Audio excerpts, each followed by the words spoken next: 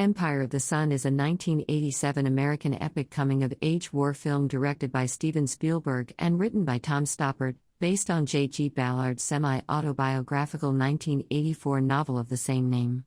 The film tells the story of Jamie Jim Graham, Christian Bale, a young boy who goes from living with his wealthy British family in Shanghai to becoming a prisoner of war in a Japanese internment camp during World War II.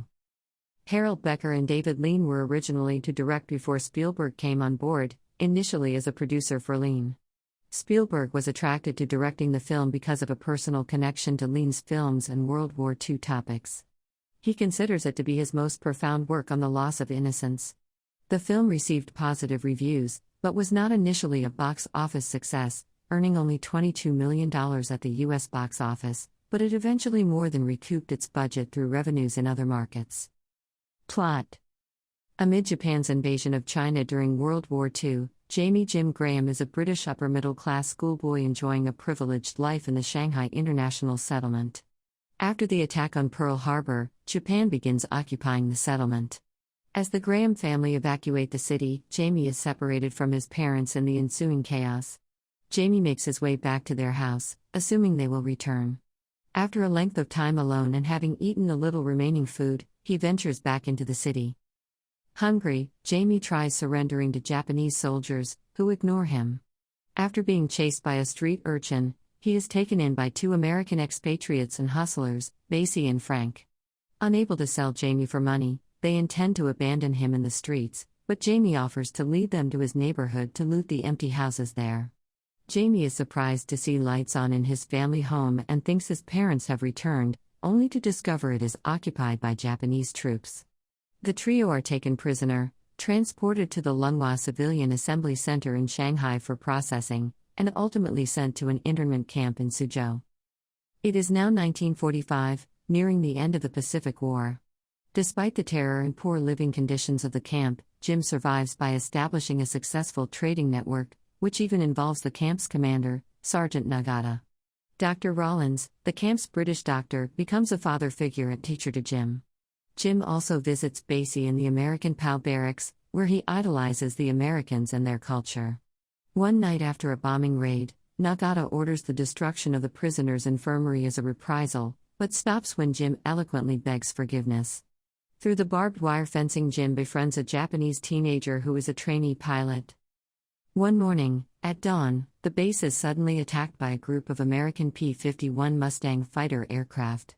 Jim is overjoyed and climbs the ruins of a nearby pagoda to better watch the action. Dr. Rollins chases Jim up the pagoda to save him, whereupon the boy breaks down in tears, saying he cannot remember what his parents look like. As a result of the attack, the Japanese decide to evacuate the camp. Basie escapes during the confusion. As they leave, Jim's trainee pilot friend goes through the ritual kamikaze preparation and attempts to take off in a Japanese attack plane.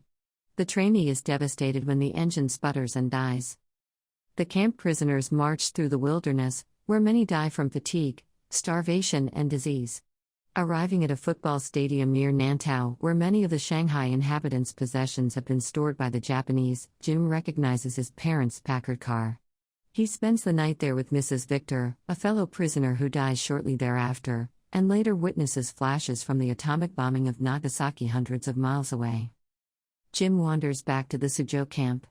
Along the way, he hears news of Japan's surrender and the war's end. He is reunited with the now disillusioned Japanese teenager, who remembers Jim and offers him a mango, drawing his gunto to cut it. Basie reappears with a group of armed Americans to loot the Red Cross containers being airdropped over the area.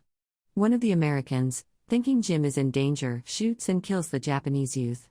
Basie offers to help Jim find his parents, but Jim, infuriated over his friend's death, chooses to stay behind. Jim is eventually found by American soldiers and placed in an orphanage, where he is reunited with his mother and father, though he does not recognize them at first. Reception. Empire of the Sun was given a limited release on December 11, 1987 before being widely released on Christmas Day, 1987.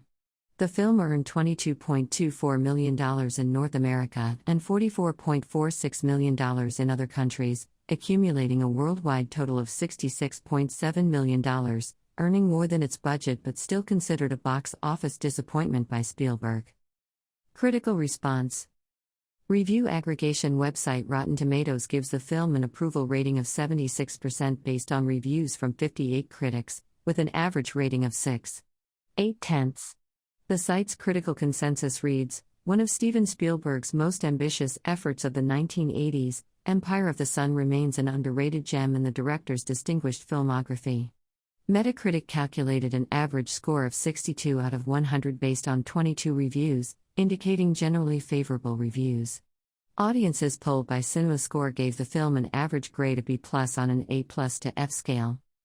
J.G. Ballard gave positive feedback, and was especially impressed with Christian Bale's performance.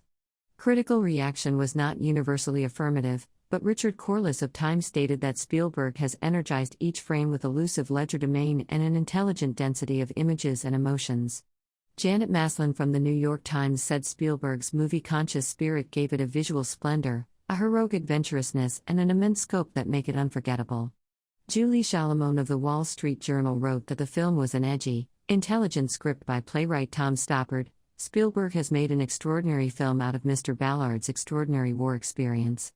Jay Hoberman from The Village Voice decried that the serious subject was undermined by Spielberg's shamelessly kiddie-centric approach.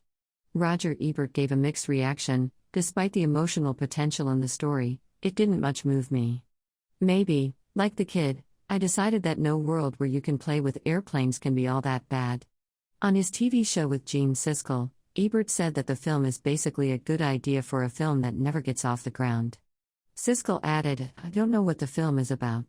It's so totally confused and taking things from different parts.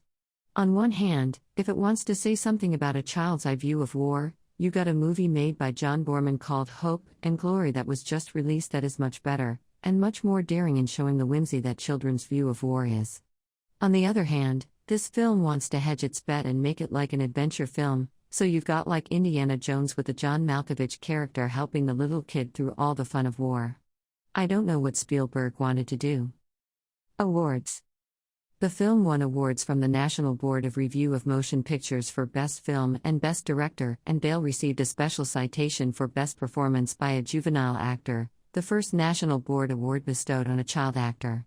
At the 60th Academy Awards, Empire of the Sun was nominated for Art Direction, Cinematography, Costume Design, Bob Ringwood, Film Editing, Original Music Score, and Sound, Robert Knudsen, Don DeGirolamo, John Boyd, and Tony Daw. It did not convert any of the nominations into awards. Alan Davio, who was nominated as cinematographer, publicly complained, "I can't second-guess the Academy, but I feel very sorry that I get nominations and Steven doesn't.